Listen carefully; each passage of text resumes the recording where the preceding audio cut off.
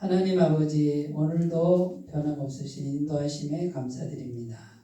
오늘도 말씀 앞에 앉게 하셨으니 하나님 말씀을 통해서 하나님께서 우리에게 들려주시고자 하는 음성을 듣게 하옵소서. 예수님의 이름으로 기도드립니다. 아멘. 창세기 22장 20절에서 24절 교독합니다. 2일 후에 어떤 사람이 아브라함에게 알리어 이르기를 밀가가 당신의 형제 나홀에게 자녀를 낳았다 하였더라.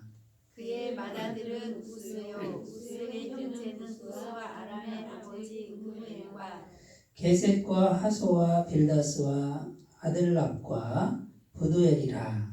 이 8사람은 아브라함의 형제 나홀의 아내 밀가의 소생이며 부두엘은 미브가를 낳았고. 함께 읽겠습니다. 나홀의 첫 르우마라 하는 자도 데바와 가함과 다하스와 마아가를 낳았더라. 아멘. 자, 이제 오늘 성경을 읽었는데 요 성경 말씀은 불필요한 부분이 없어요. 다 뭔가 영적인 의미가 있기 때문에 성경에 기록돼 있어요. 근데 이제 우리가 보통 설교할 때 순서대로 하지 않으면 오늘 같은 본문은 거의 설교를 안 하겠죠, 그죠? 근데 이제 성경을 순서대로 나가다 보면 이제 이런 성경 구절에 담긴 영적 의미를 우리가 찾아볼 수 있어요. 근데 여기도 굉장히 중요한 의미가 담겨져 있다. 그러니까 우리가 늘 듣는 주제나 본문 말씀 그걸 말고 성경을 순서대로 이렇게 가면서 생각해 보는 게 굉장히 중요한 일이다라는 거죠. 그러니까 성경이 66권인데 66권이 굉장히 많죠, 양이. 근데 그 성경은 분명히 모든 부분에 하나님이 분명히 필요하기 때문에 거기에 또 무궁무진한 영적 의미가 있는 걸 이기 때문에 해놓은 거예요. 물론 전체의 요약은 복음이죠. 예수님이시고 예수님 십자가 보혈과 죄사함과 부활과 영생과 천국이고 뭐 이런 게 이제 요약이지만 이렇게 성경을 그렇게 그냥 하나로 요약해버리면 너무 작게 되는 거예요. 너무 작게. 굉장히 많은 그 풍요로운 그 영적 보화가 성경 안에 있단 말이죠. 그래서 성경을 순서대로 이렇게 천천히 생각해 가시는 이런 것이 매일매일 되는 사람은 그 금광맥을 굉장히 많이 숨은 보화를 발견할 수가 있다. 자, 그럼 우리가 오늘 이렇게 읽었는데 도대체 여기서 뭘 발견하라는 거예요? 그래서 제가 오늘 주제 제목을 뭐라고 했어요? 믿음 안에서 오는 좋은 소식 이렇게 돼 있어요. 믿음 안에서 오는 좋은 소식. 여기 보면 믿음 안에서가 중요하고 좋은 소식이 중요하죠. 영어로 좋은 소식이 good news, 복음이라는 뜻이에요. 그러니까 복음의 소식이 오는 건데 믿음 안에 있으면 좋은 소식이 온다 이런 뜻이에요. 자, 그래서 여기 보면 지금 아브라함에게 어떤 사람이라고 이렇게 돼 있어요. 20절에 보면 와서 소식을 알리죠. 어떤 소식이요? 자기 형제 소식인데 아브라함의 형인지 동생인지 헷갈리지만 형제라고 나오는데 아마 동생일 것 같아요. 동생 이름이 나홀이에요. 그리고 나홀의 부인이 밀가라고 돼 있어요. 그죠? 밀가가 자녀를 낳았는데 21절에 그의 맏아들은 우스, 그 다음에 둘째 아들이 부스, 그 다음에 그무엘 이렇게 돼 있죠. 게셋과 하소와 빌다스와 아들락과 부두엘이라 이렇게 돼 있죠. 그럼 몇 명이에요? 8명인가? 8명이죠? 8명을 낳았어요. 그러면 이제 좀 든든하죠? 이게 좋은 소식이에요? 안 좋은 소식이에요? 좋은 소식이에요. 그런데 아브라함이 100살 때 이삭을 낳았단 말이에요. 가만히 보면 아브라함의 형제 나홀도 출산이 좀 늦은 것 같은데 늦게나마 자녀를 많이 낳았다 이런 소식이라는 거죠. 그 다음에 24절에 보면 나홀의 첫 르우마 이렇게 돼 있죠. 둘째 부인에게서도 또 자녀를 낳았어요. 그래서 참 좋은 소식이다. 경사가 계속 있고 그 다음에 행복하게 건강하게 살고 있구나 우리 형제가. 좋은 소식이죠. 네, 여기 보면 아브라함에게 온 좋은 소식 첫 번째. 아브라함에게. 자, 아브라함에게 온 좋은 소식 첫 번째는 뭐냐면 형제 우리 피부치가 잘 살고 있다. 이거는 이제 욕심적이고 현실적인 소식인데, 자, 영적인 의미는 어디에 있냐면 23절에 있어요. 23절에 이 8사람은 아브라함의 형제 나홀의 아내 빌가의 소생이며, 그 다음에 누가 나와요? 브두엘은 리브가를 낳았고 이렇게 돼 있죠. 자, 여기 리브가라는 이름이 익숙하지 않으세요? 네. 누구죠? 리브가가? 이삭의 장차 이삭의 부인이 될 사람. 네. 그러니까 요 성경 구절 안에 핵심은 누구냐면 리브가예요. 리브가. 근데 지금 지리산 거리가 100km가 넘어요. 100km가. 이때 당시 뭐 자동차가 있는 것도 아니고 비행기가 있는 것도 아니잖아요. 100km 떨어진 데서 소식이 온 거야. 누가 와서 전해줬어요. 참 대단한 일 아닙니까? 그 100km를 걸어서 누가 와서 소식을 전해줬어요.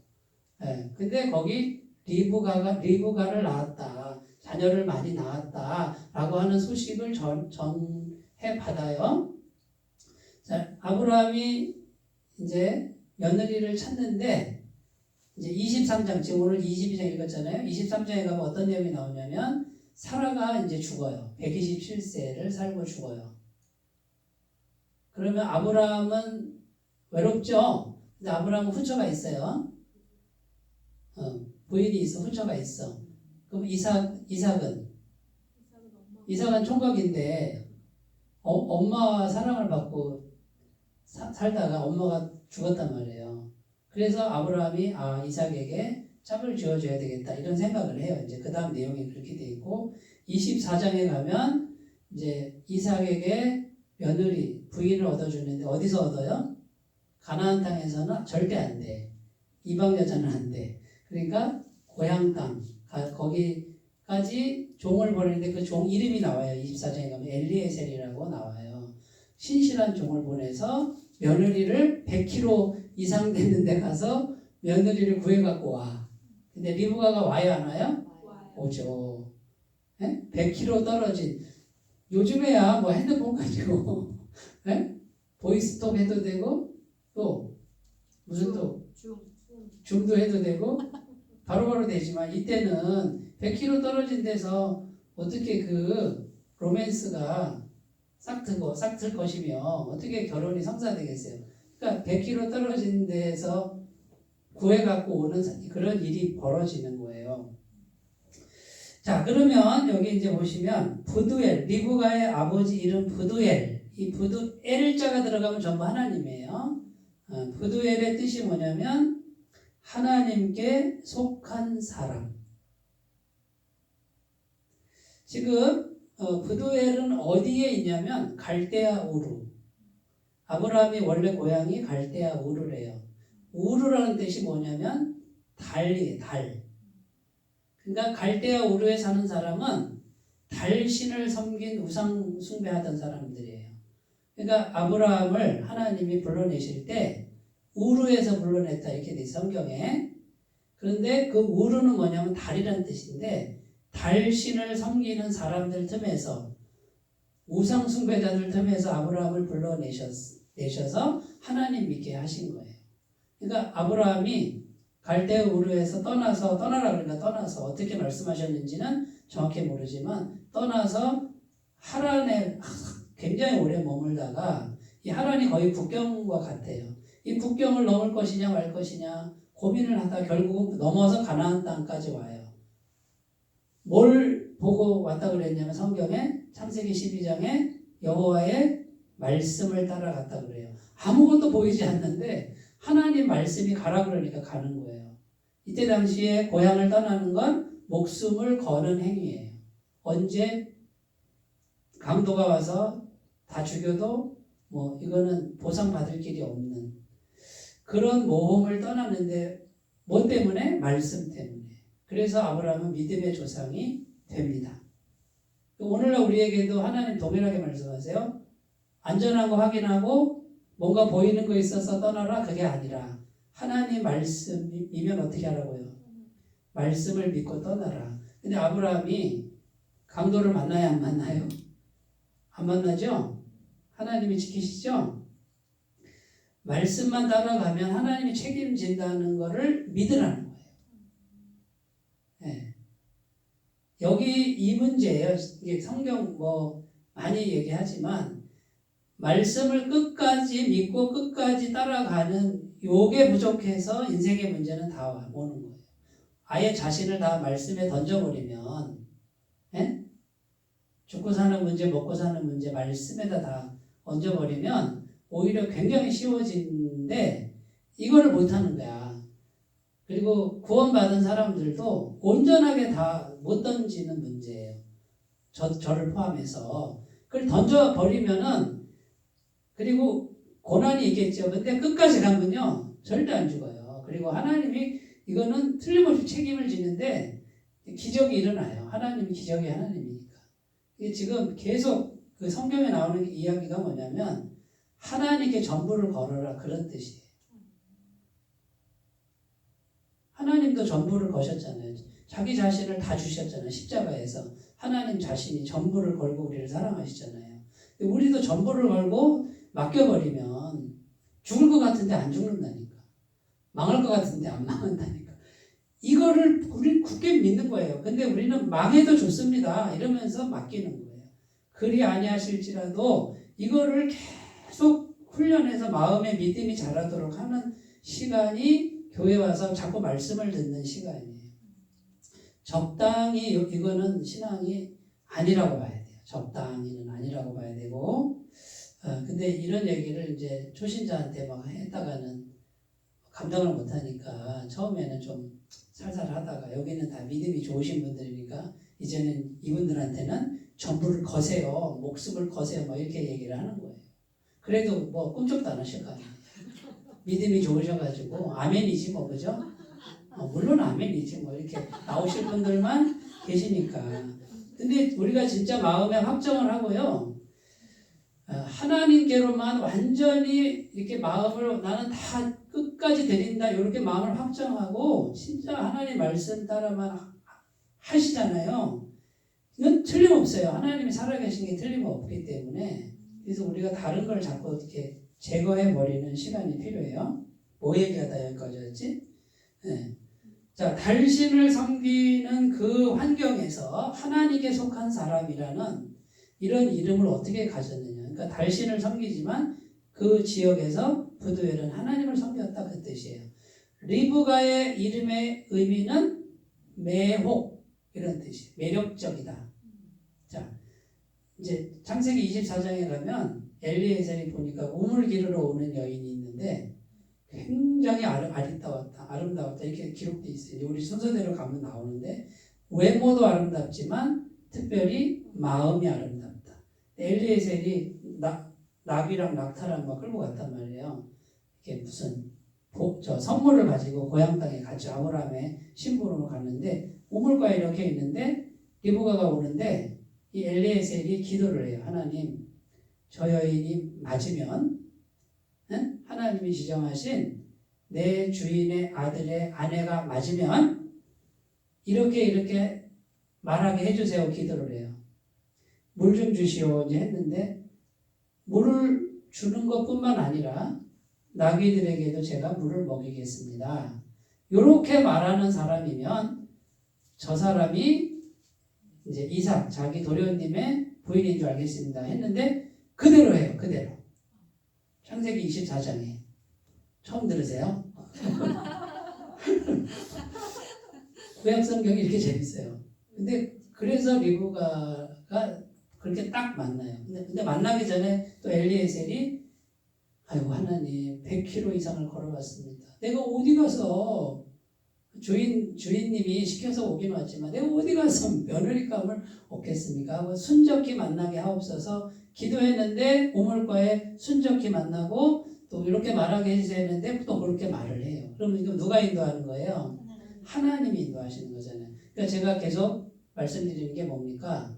순간순간 기도하시라. 순간순간 하나님 도와주세요. 하나님 도와주세요.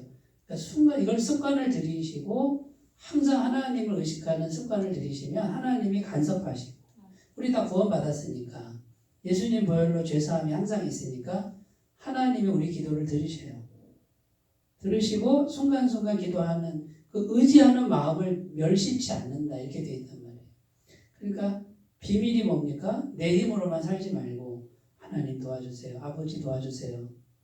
아버지 어떻게 할까요? 이렇게 계속 습관을 들여가시기를 바라겠습니다. 자, 성품도 매혹적이고 그 다음에 내면도 매혹적이죠. 그러니까 신앙도 매혹적인 이런 여인이에요. 자, 그러니까 아브라함에게 온 좋은 소식은 피부치가 건강하게 산다. 이거는 좀 약한 거고 진짜 중요한 건 뭐예요? 자녀를 많이 낳았다. 이때는 리브가가 며느리 될 줄 모르지만 자녀를 많이 낳아서 지금 신복함이 예비되어 있는 이런 좋은 소식을 듣게 돼요. 자, 근데 아브라함이 이 소식을 어떻게 해서 듣게 됐을까요? 누군가 와서 들려줬죠? 자, 이걸 듣게 하신 분이 누굴까요? 하나님이죠. 하나님 지금 뭐 준비하시는 거예요?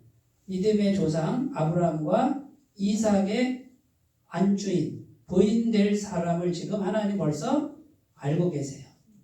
이렇게 연결시켜주는 그 전초적인 말씀이에요. 이렇게 이삭과 리브가의 로맨스가 이렇게 이제 연결되기 위한 그 준비 작업을 지금 말씀에다 해놓고 있는 거예요. 그러니까 성경은 그냥 기록된 게 하나도 없어요. 다 뭔가 의미가 있어요. 자, 그러면 믿음의 조상의 계보를 이어갈 이삭은 당연히 믿음이 있는데 이삭의 안주인이 믿음이 없으면 이삭의 가정이 어떻게 될까요? 힘들겠죠, 그죠? 네, 그러니까 리브가라고 하는 믿음의 사람을 준비하고 있는 거예요. 자, 그러면 아브라함은 지금 100km 이상 떨어진 데서 아브라함은 어떻게 지금 하고 있어요? 아브라함 마음속에 누구를 모시고 있어요? 하나님을 잘 모시고 이 말씀 전에 아브라함이 누구를 바쳐요? 이삭을 번제로 바치잖아요. 그 정도로 아브라함 믿음이 쑥 자라나 있어요. 아무리 100km 이상 떨어져도 다 응답이 되죠. 아이고 우리 아들 이삭을 어떻게 결혼시키지? 가나안 땅 여자는 안 되는데 그러면 이 100km 이상 떨어진 거기서 어떻게 며느리를 구해와? 현실적으로 어렵잖아요. 그런데 됐어요 안 됐어요? 됐잖아요. 그러니까 오늘 핵심이 뭐냐면 믿음 안에 있으면 하나님 안에 있으면 좋은 소식이 온다. 하나님이 보내시는 좋은 소식이 온다. 아브라함은 뭐 하고 있어요? 믿음이 자라게 자기 내면을 계속 믿음이 자라게 자기 관리를 하고 있어요. 그러면 하나님이 해주신다. 이렇게 하나님이 알려주시고 하나님이 신복감도 데려오고 하나님이 해결해 주신다. 네, 이게 복음의 세계예요. 우리가 복음을 받아들인 것밖에 없잖아요. 예수님의 완벽한 죄사함을 받아들였어요. 이렇게 그대로. 내 죄를 완벽하게 사해 주신대. 아멘. 난 한 게 없는데 예수님이 해주신대. 아멘. 너 완벽한 죄사함 받았대. 내 속에 죄가 있는데 아니 하나님 완벽한 죄사함 받았다고 해주신대. 아멘. 전부 순종이에요. 전부 받아들이는데 그러면 하나님의 자녀가 됐잖아요. 그죠? 복음이 뭐예요? 그냥 받아들인 것밖에 없고 그 믿음이 굳건하게 자라도록 나를 관리하고 있으면 하나님과 나 사이의 관계가 막힌 게 없어. 하나님이 해주신다 안 해주신다? 하나님이 해주신다. 먹고 사는 문제 하나님이 해주신다. 틀림없어요. 구원받은 사람은 그 다음에 우리가 해야 될 일은 믿음을 갖고 믿음이 자라도록 해야 돼요. 그래서 이제 현실적으로 그거를 몇 번만 경험하시면 금방이라도 죽을 것 같았는데 안 죽네. 안 죽네. 양식이 안 끊기네. 이런 거를 몇 번만 경험하면 그 다음부터는 믿음이 점점 자라요. 그리고 평안해져요. 아, 하나님 정말 나를 사랑하시는구나. 너무나 사랑하시는구나. 너무 가까이 계시는구나. 그래서 믿음이 자라나도록만 하시면 굉장히 마음이 여유가 생긴다는 거죠. 자, 이제 아브라함에게 온 좋은 소식 얘기했죠. 이제 리브가 영적 그 소식이고, 자, 리브가에게 온 좋은 소식 같은 맥락인데 리브가의 신랑감은 어디 있어요? 성경을 아니까 100km 떨어진 데 있죠. 네. 리브가는 뭐 하고 있어요? 내면을 가꾸고 있는 거죠. 성품. 자, 낙타에게 물을 먹이겠습니다. 그 더운 날씨에 물 기르러 왔는데, 예? 외국에서 온 남자가 말을 걸었단 말이에요. 근데 물도 줄 뿐만 아니라 짐승들이 지쳐 보이니까 짐승들까지 물을 먹이는 그 따뜻한 마음, 배려하는 마음. 그러니까 마음이 착하단 말이에요. 그리고 하나님 안에서 신앙도, 아버지가 부두엘이니까 그 신앙도 있었단 말이에요. 그러면 리브가는 뭐 하고 있는 거예요? 자기 안에서 믿음이 자라나도록 자기를 내면을 가꾸는 거예요. 가꾸고 있는데, 자, 신랑감이 100km 떨어진 데서 왔어요. 그 신랑감은 어떤 존재예요? 믿음의 조상의 아들이야. 아브라함의 아들 이삭이에요. 성경에 정말 위대한 이름, 아브라함의 하나님, 이삭의 하나님, 야곱의 하나님, 3대 족장, 위대한 믿음의 조상 계열에 들어가는 그 이삭이라는 위대한 인물에 내가 안주인이 되는 거네, 부인이 되는 거네. 얼마나 큰 영광이냐 그 말이에요. 그러니까 리브가에게 온 좋은 소식은 리브가가 믿음 안에 있으니까 100km 이상 떨어진 데서도 좋은 소식. 인생에 있어서 결혼의 문제만큼 중요한 게 없죠. 그러나 인간적인 차원을 떠나서 이건 영적으로도 엄청난 축복이다 그 말이에요. 근데 리브가가 쫓아다녔어요? 아이고 내 신랑감 어딨나 뭐냐고 눈만 뜨면 쫓아다니지 않았단 말이에요. 자기 내면을 가꾸는 거, 이 속을 가꾸는 거. 맞죠? 하나님이 신랑감을 보내셨습니다. 그럼 나는 뭘 합니까? 나의 내면을 가꾸는 거예요. 믿음으로 가꾸고 하나님의 사람의 마음으로 가꾸는 거예요. 자, 하나님은 왜 이렇게 인도하실까요? 하나님을 모시고 있으니, 여기 하나님이 계시잖아요. 여기 하나님을 잘 모시고 있으니, 하나님이 여기 모시고 있으니 하나님 있는 곳에 하나님이 역사하셔요. 필요를 알고 계세요. 강원도에 가면 예수원이라는 데가 있대요. 가보셨어요? 안 가보셨어요? 우리 신혼여행에 예수원으로 첫째 날은 그 설악산 가면은 켄싱턴 호텔이라고 하룻밤에 30만 원 하더라고. 20년 전에. 그래서 또 결혼을 했는데 해외로 갈까 하다가 못 갔어요. 근데 그래도 호텔에서 한번 잡아야지 해서 하루만 잤어. 30만 원이. 근데 그 다음날 차를 몰고 설악산에서 쭉 내려가면 강원도 황지읍 태백시 황지읍 거기 산골짜기에 가면 아주 산골짜기에 가면 예수원이라는 데가 있어요. 뭐 기도원도 아니고 하여튼 좀 공동체 생활을 하는 산골짜기인데 거길 갔는데 거기서 하룻밤을 잤는데 신혼부부 방을 줘요. 근데 되게 조그맸어요. 근데 거기는 공짜야. 무료야. 근데 세상에 켄싱턴 호텔보다 훨씬 더 좋았어. 얼마나 따뜻하고 행복했는지 몰라요. 네, 그래서 감사원금 내고 왔는데 그 예수원에 누가 세웠냐면 토레이 목사님이라고요. RA 토레이 목사님 신손자예요. 대천덕 신부님이라고 그분 지금 돌아가셨죠. 하버드대 교수였어요. 잘 나가던 분이 전 재산을 팔아가지고 한국에 와가지고 태백 거기에 땅을 사서 공동체를 이제 세웠어요. 자, 그 산골짜기에 누가 오겠어요? 그런데 1년에 1만 명 이상 사람들이 왔다 갔다. 1만 명 이상. 와가지고 돈도 안 받아요. 그냥 쉬면서 치유를 경험하고 가요. 물론 거기 아침 기도, 뭐 저녁 예배 이런 게 있어요. 근데 예배 참여를 해봤는데 이렇게 설교하는 게 아니에요. 쭉 앉아가지고 성경 말씀 가지고 서로 나누는 거예요. 그 신부, 대천덕 신부님도 같이 가리키려고 그러는 게 아니라 이런 의미도 있을 거예요. 이런 의미도 있을 거예요 하고 안내만 해주는데 한 30명 정도가 쭉 앉아가지고 아주 독특하더라고요. 그런데 1만 명 이상이 와서 누구든지 와라. 네. 그래가지고 거기서 며칠 있다가 또 가고 며칠 있다가 하는데 회복을 해서 가는 굉장히 영혼을 치유하는 장소가 돼요. 자, 어떻게 할 것 같습니까? 하나님이 거기 계시잖아요. 아무리 산골짜기라도 하나님을 잘 모시고 있으면 하나님이 보내시는 거예요. 영혼을 보내시는 거예요. 자, 우리 교회는 뭘 해야 될까요? 하나님 잘 모시고 있어야 돼요. 그럼 하나님 잘 모시는 게 구체적으로 뭐예요? 예배 잘 드려야 돼요. 말씀에 대한 소중함, 그죠? 말씀이 곧 하나님이라 했으니 말씀을 우리가 복음 안에서 잘 생각하고 적용하고 말씀을 소중히 여기고, 그죠? 또 하나님은 사랑이시라고 그랬으니 어떻게 해요?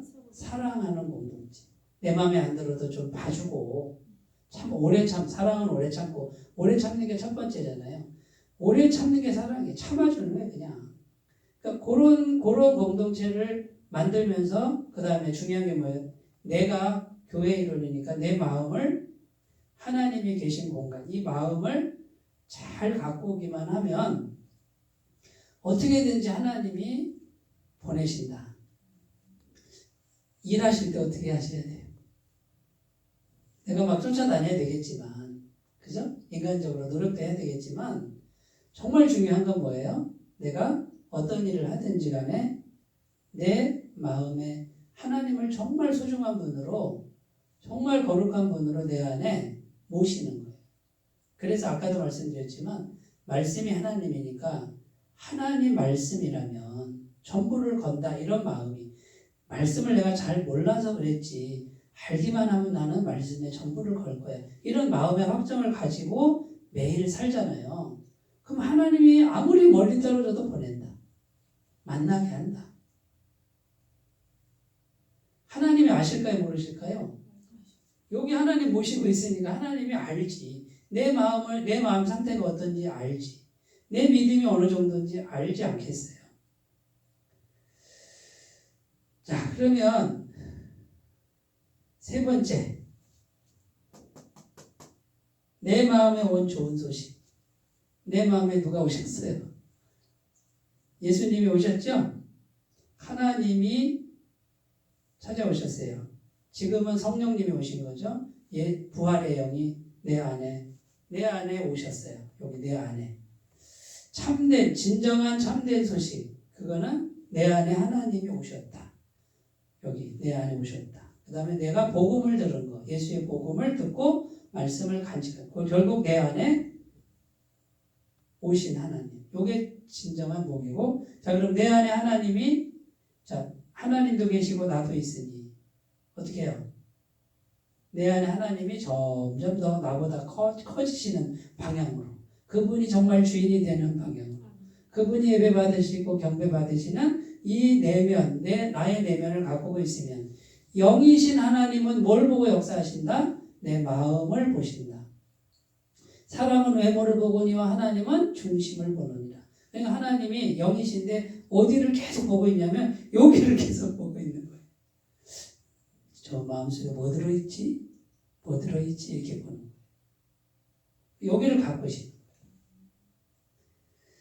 자, 마태복음 7장 7절에서 11절 내용 아시죠? 구하라 그러면 주실 것이고, 찾으라 그러면 찾을 것이고, 두드리라, 문을 두드리라 그러면 열릴 것이고, 구하는 이마다 받을 것이고, 찾는 이가 찾을 것이고, 두드리는 이에게 열릴 것이다. 너희가 악한 자라도, 아니다, 너희 중에 누가 아들이 떡을 달라 하는데 돌을 주고 생선을 달라 하는데 뱀을 줄 사람이 있겠느냐? 너희가 악한 자라도 자식에게 좋은 것으로 줄 알거든 하늘에 계신 너희 아버지께서 구하는 자에게 좋은 것을 주시지 않겠느냐? 이게 마태복음 7장 7절에서 11절 내용이고, 똑같은 내용이 누가복음 11장 9절에서 13절 나오는데 맨 끝에 구하는 자에게 뭘 주신다고요? 성령을 주시지 않겠느냐. 성령을 어디다 주세요? 여기다 주시는 거지, 내 안에. 말세에 내가 내 영을 만민에게 부어주리니 부어서 여기 내 안에 거하도록. 요것이 예수님이 이 땅에 오셔서 십자가에서 죄 문제 해결하고 부활하신 승천하신 후에 성령을 보내서 우리 안에 하나님의 영이 거하도록 하는 것이 이것이 하나님의 뜻이에요. 하나님의 계획이고요. 결국 아담이 천지 창조 때 아담이 에덴 동산에서 외모는 사람이에요. 근데 속에는 뭐가 들었다고요?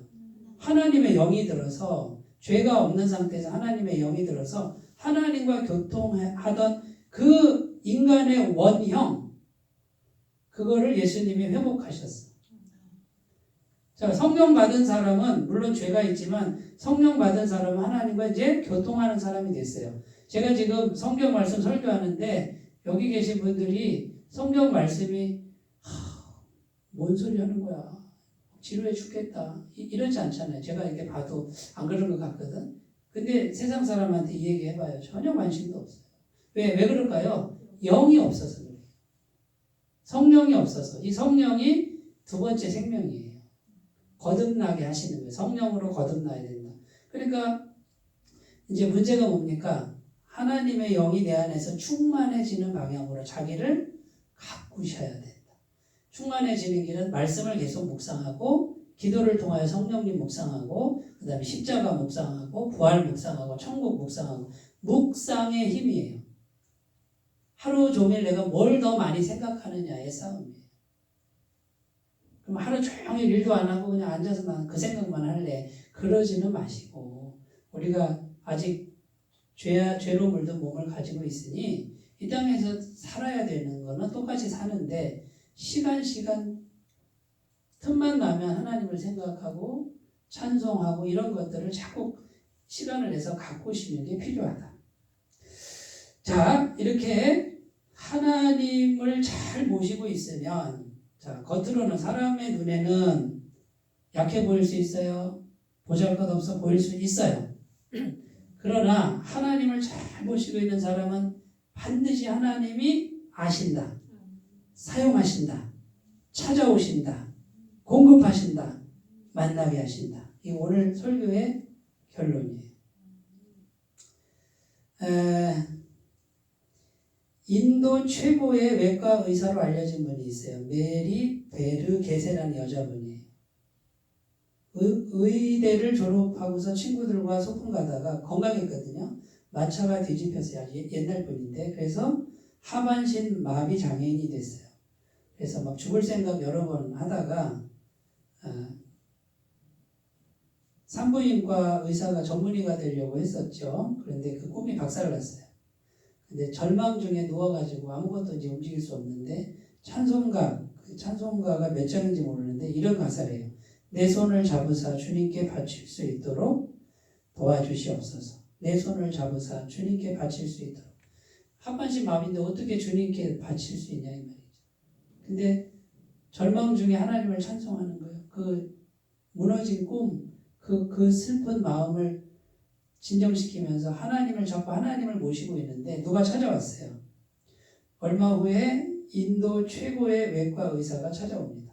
그러니까 이 여인의 스승님 되는 분이 찾아와서 메리에게 말해요. 메리는 산부인과 의사가 되려고 그랬는데 자기 수술 보조원으로 도와주시오.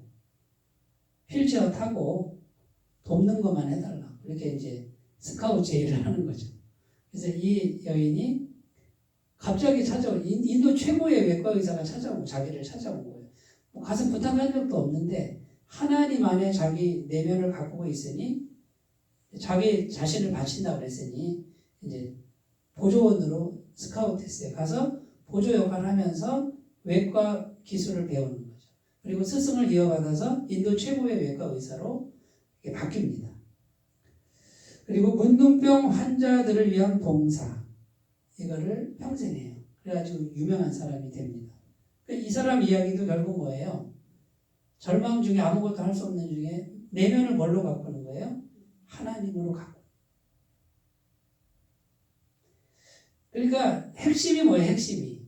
우리는 믿는 사람은 어디가 중요하다? 바깥도 중요하지만 먼저 할 게 뭐라고요? 마음부터. 물론 바깥에 그러면 나 마음 될 때까지 바깥에 거 안 해? 이러지 말고 똑같이 하는데 어떤 분들은 마음을 바꾸는 건 신경을 별로 안 쓰고 자꾸 외적인 거를 자꾸 먼저 하려고 그래요.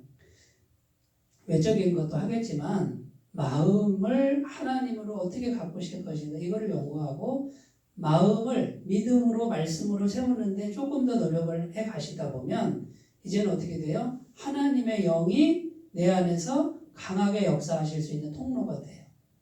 그럼 하나님이 나를 통해서 일을 하신다 안 하신다? 일을 하신다. 근데 하나님이 일을 하시면 어떻게 돼요? 나보다 훨씬 더 잘하고 하나님이 하시니까 기적이 일어나는 거죠. 이거는 요거만 갖고면 100%예요. 누가 하나님 막을 거예요. 근데 여기 지금 성령을 모시고 계시면서도 여기를 강하게 가꾸는 게 여기는 그냥 이 정도면 됐다 적당히 됐다 해놓고 자꾸 바깥의 거를 너무 신경을 써요. 쓰지 말라는 게 아니고 너무 거기에 집착을 해버리면 하나님께서 일하시기가 어려워요. 그러면 내 힘만큼만 나타나고 그도저도 안 될 때가 많습니다. 미우라 아야코라는 일본의 작가가 있어요. 들어보셨어요? 이분이 아주 유명한데 빙점이라는 소설을 썼는데 그거 들어봤어요. 들어봤어요? 네. 그래가지고 대박이 났어요. 대박. 베스트셀러 대박이 났는데 이분이 원래 동네에서 가게를 했어. 슈퍼마켓 같은 가게를 했는데 장사가 너무 잘 되는 거예요. 그런데 동네 저쪽 맞은편에 또 비슷한 가게가 있는데 그 집에는 파리를 날리는 거지. 그러니까 이분이 어떤 마음을 먹었냐면 아유 우리 때문에 저쪽이 안 되니까 이제 품목을 줄여. 그리고 찾으러 오면 우리 없으니까 저쪽으로 가라고 이렇게. 미우라 아야코라는 분이 참 착하죠? 어떻게 그럴 수 있을까? 인생은 정글이고 경쟁사회고 죽기 아니면 까무러치기로 해야 되는데 이분은 어떻게 해요? 다 양보를 해. 그러니까 손님이 어느 순간 안 와. 저쪽으로 거의 다 갔어요. 근데 미우라 아이코가 그러면 다시 그럼 물건 들여놓을까? 그게 아니라 시간이 많이 남으니까 이제 성경을 보고 그 다음에 글을 쓰기 시작했는데 그때 쓴 글이 빙점이라는 소설이에요. 내용은 제가 잘 몰라. 그런데 그 소설이 딱 나왔는데 세상에 막 베스트셀러가 돼버렸어요. 독방석에 앉아버렸어요. 저명 인사가 돼버렸어요. 이렇게 하라 그러면 하시겠어요? 어렵죠? 근데 이 미우라 아야코의 중심은 뭐예요? 하나님이 기뻐하시는. 당장 현찰이 왔다 갔다 하는데 오늘 수입이 왔다 갔다 하는데 어떻게 그럴 수 있어요? 그런데 하나님 말씀은 어떤 거예요? 내 안에 하나님이 충만해지는 길은 뭐예요? 사랑하고 섬기고.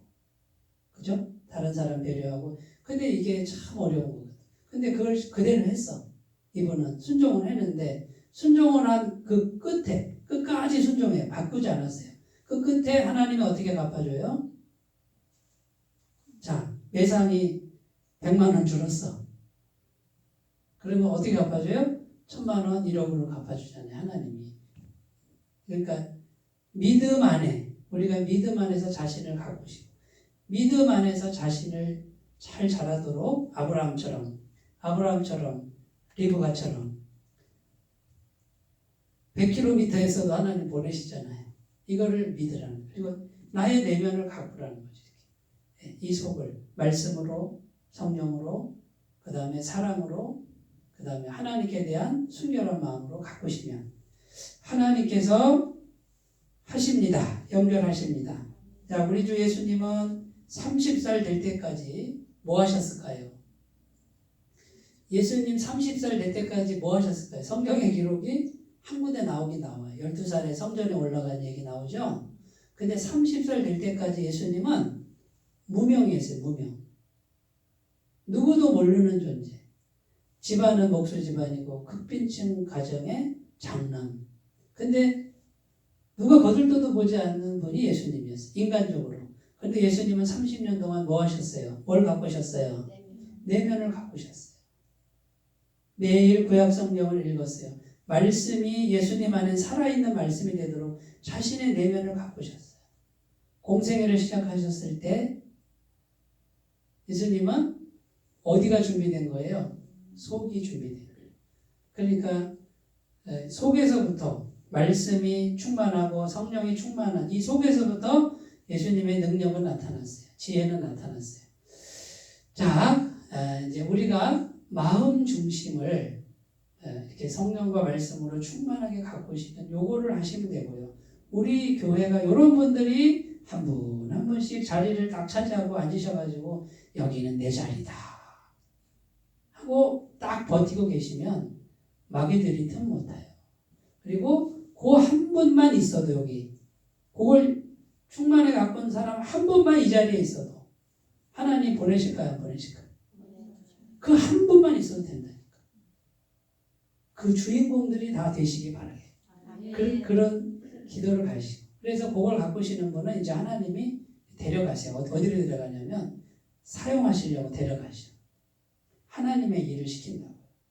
어떤 식으로. 정말이에요. 이건 틀림없어요. 그렇게 자신의 인생을 갖고 가시기 바라겠습니다. 기도합니다. 하나님 아버지, 믿음 안에서 있을 때 하나님은 말씀을 보내십니다. 좋은 소식, 굿뉴스, 복음을 보내십니다. 인생의 문제 해결을 보내십니다. 사랑을 보내시고 능력을 보내십니다. 성령님을 보내시고 말씀을 보내시는 것을 우리가 꼭 믿게 하여 주옵소서. 예수님의 이름으로 기도드립니다. 아멘.